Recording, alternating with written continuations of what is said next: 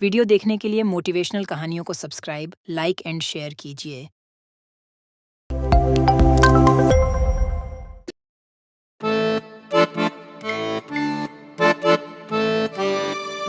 ठीक से लिस्ट देखकर मृत्युलोक से मनुष्यों को लाइएगा।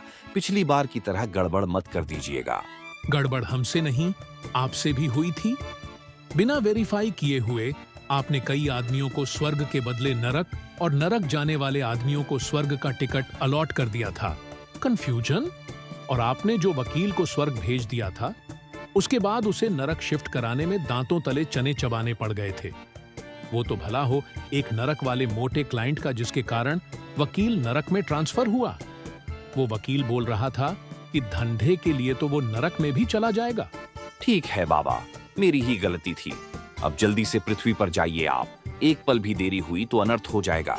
यमराज अपने भैंसे पर सवार होकर पृथ्वीलोक जाते हैं।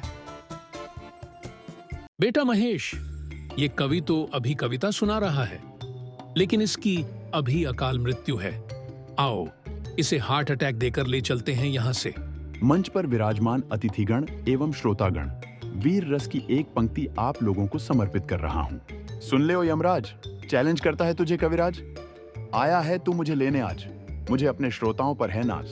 बेटा महेश, ये इसे कैसे पता चला कि हम इसे लेने आए हैं? हमारे डिपार्टमेंट का कॉन्फिडेंशियल वर्क कोई लीक कर रहा है क्या? हमें तो लगता है कि पृथ्वीवासियों ने हमसे ज्यादा मॉडर्न टेक्नोलॉजी का विकास कर लिया है। तुझे हो ना हो अपने भैंसे पर, लेकिन मुझे अपने कलम पर है नाज। अरे तू क्या आएगा बनकर मेरा काल? मैं खुद आ रहा हूं तुमसे मिलने, अब तू अपने आप को संभाल। मालिक, ये कवि तो आपको ही टारगेट कर रहा है। अच्छा, तो ऐसी बात है। ये ले हार्ट अटैक और चल मेरे साथ। कवि मंच पर ही हार्ट अटैक के कारण लुढ़क जाता है।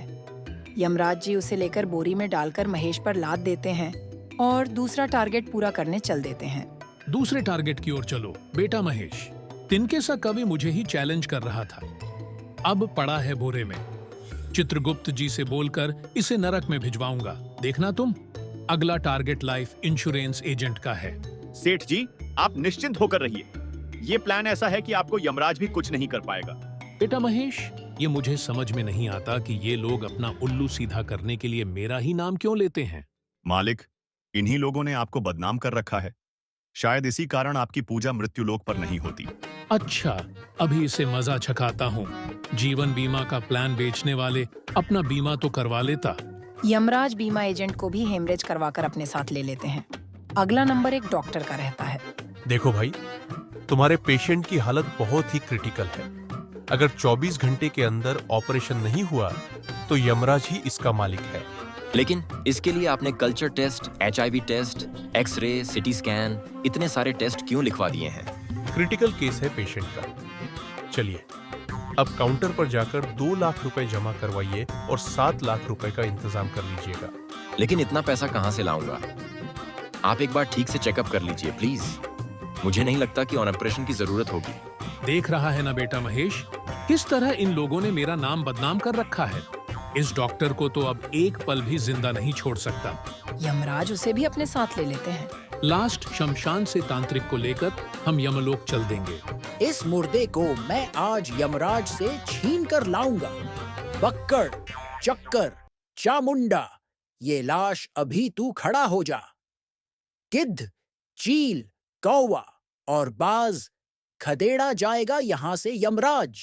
यमराज उसे तांत्रिक को भी एक बोरे में कैद करके अपने साथ ले लेते हैं। इस तरह यमराज कभी एजेंट, डॉक्टर और तांत्रिक को लेकर यमलोक चले जाते हैं। लेकिन सब उल्टा पुल्टा हो जाता है। वहां पहुंचते पहुंचते उनकी लिस्ट बदल जाती है। पता चलता है कि इन लोगों की जिंदगी अभी बाकी है। जो ओरिजिनल लिस्ट चित्रगुप्त जी ने दी थी, उससे यमराज की लिस्ट एकदम मैच नहीं कर रही थी। किसी तरह इसकी जानकारी उन चारों को लगती है, तो चारों स्वर्ग और नरक के गेट के पास आंदोलन करने लगते हैं। वहीं दूसरी तरफ यमलोक में इसी बात को लेकर बहुत हंगामा चल रहा था कि पिछले कुछ दिनों से ऐसी गड़बड़ी क्यों हो रही है। चित्रगुप्त जी द्वारा बही खाता पलटने के बाद पता चलता है कि मृत्युलोक के एक अमेरिकी निवासी, जो एक सन की वैज्ञानिक है, ने अपने सुपर कंप्यूटर की मदद से यमलोक के बही खाते को हैक कर दिया है। ओह, अब क्या होगा? देखता हूँ क्या हो सकता है। इन चारों को यमलोक लाए कितनी देर हुई है? 3 मिनट। पहले बिना समय गंवाए इन चारों को मृत्युलोक छोड़कर आइए। अगर किसी ने अंतिम संस्कार कर दिया तो अनर्थ हो जाएगा। यमराज ने उन चारों को लेकर महेश पर लाद कर मृत्युलोक पहुंचते हैं और सभी को उनके उनके शरीर में वापस भेज देते हैं। यमराज वापस यमलोक पहुंचकर कहते हैं, इस सन की वैज्ञानिक ने यमलोक के बही खाते के साथ छेड़छाड़ की है, इसीलिए उस सन की वैज्ञानिक को दंड मिलना चाहिए। उस वैज्ञानिक को मजा चखाने के लिए आपको पृथ्वी लोक पर जाना होगा। यही ठीक रहेगा। मैं अभी ही अपने महेश को लेकर पृथ्वी लोक के लिए निकलता हूँ। रुकिए, ये नक्शा ले लीजिए ताकि उस वैज्ञानिक को खोजने में आसानी हो। उसका सारा बायोडेटा लिखा हुआ है इसमें। यमराज और महेश दोनों अपना गेटअप बदल लेते हैं। यमराज जी अपना नाम यम्मू और महेश अपना नाम भैंसू रख लेते हैं। दोनों अमेरिका के हवाई द्वीप के एक निर्जन टापू पर वैज्ञानिक को सबक सिखाने के लिए पहुंचते हैं। सिक्योरिटी से बचते बचाते दोनों वैज्ञानिक के लैब के पास पहुंचते हैं। आओ आओ, वेलकम। तुम दोनों की एक्टिविटी मैं अपने सुपर स्मार्ट कंप्यूटर पर मेन गेट से ही देख रहा हूँ। जिस तरह से तुम दोनों ने मेरे सिक्योरिटी और गार्ड्स को चकमा दिया है, मैं तुमसे मिलने को और बेचैन हो गया था। कैसा लगा मेरा स्वागत? तभी वैज्ञानिक उन दोनों को बड़े से पिंजरे में कैद कर देता है। ओह हो, इंटरेस्टिंग। ये ले, अब बच के दिखा। वैज्ञानिक के हाथों में से एक रेज निकलकर उन दोनों की ओर बढ़ती है, लेकिन पहले से तैयार यम्मू और भैंसू दोनों उस रेज को अपने सुरक्षा कवच से बेकार कर देते हैं। इसके बाद यम्मू और महसूर पूरे लैब को जला देते हैं। अब हमें जल्दी से यमलोक की तरफ निकलना चाहिए। ये नादान मनुष्य कहीं हमारे पल्ले न पड़ जाए। वहां से वे वापस आ जाते हैं। अब यमलोक का सारा सिस्टम पहले की तरह काम करने लगता है। क्यों चित्रगुप्त जी, मानते हो ना कि यम है हम? सब कुछ नॉर्मल करके सिस्टम सही कर दिया। वीडियो देखने के लिए मोटिवेशनल कहानियों को सब्सक्राइब, लाइक एंड शेयर कीजिए।